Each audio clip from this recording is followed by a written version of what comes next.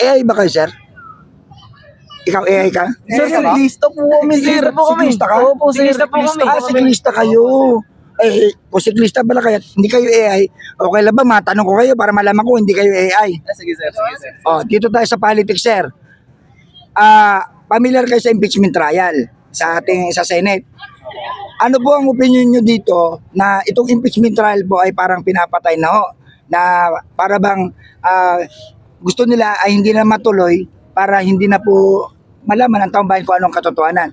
So ang tanong ko po, payag ba kayo na ibasura na lang itong impeachment trial na to or ituloy para malaman ng taong bayan ang katotohanan?